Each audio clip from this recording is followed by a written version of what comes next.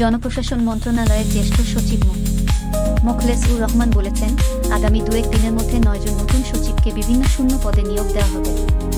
রোববার সচিবালয়ে সাংবাদিকদের প্রশ্নের জবাবে তিনি এই তথ্য জানান।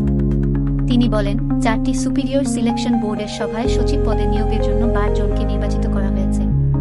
এদের মধ্যে অধিকাংশই যোগ্য ও বঞ্চিত কর্মকর্তা। তাদের কেউ চুক্তিভিত্তিক নন, বরং বর্তমানে চাকরিতে কর্মরত কর্মকর্তাদের মধ্য থেকেই সচিব পদে নিয়োগ দেওয়া হচ্ছে। এ বিষয়ে 4 জন উপদেষ্টার সমন্বয়ে গঠিত একটি কমিটি ইতিমধ্যে সিদ্ধান্ত নিয়েছে। বর্তমানে 10টি মন্ত্রণালয় ও বিভাগ সচিব শূন্য অবস্থায় রয়েছে। এর মধ্যে রয়েছে সংস্কৃতি বিষয়ক মন্ত্রণালয়, সেতু বিভাগ, পরিকল্পনা কমিশন, জাতীয় সংসদ সচিবালয়, মৎস্য ও প্রাণিসম্পদ মন্ত্রণালয়, বাণিজ্য মন্ত্রণালয়, বাস্তবায়ন প্রশিক্ষণ ও মূল্যায়ন বিভাগ, পরিসংখ্যান ও তথ্য ব্যবস্থাপনা বিভাগ এবং দুর্যোগ ব্যবস্থাপনা ও ত্রাণ মন্ত্রণালয়।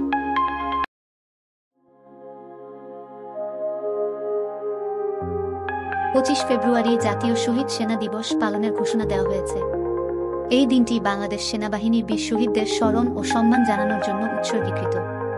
দিনটি পালনের মাধ্যমে দেশের জন্য আত্মত্যাগকারী সেনা সদস্যদের অবদান ও ত্যাগকে স্মরণ করা হবে।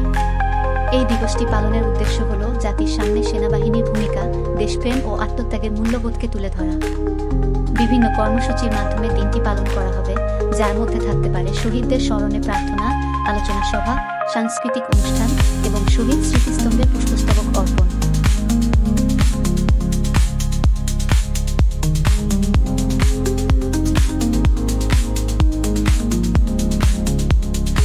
এস আলমের 8,133 কোটি টাকা অবরোধের আদেশ দেন ঢাকা মহানগর সিনিয়র স্পেশাল জজ জাকির হোসেন।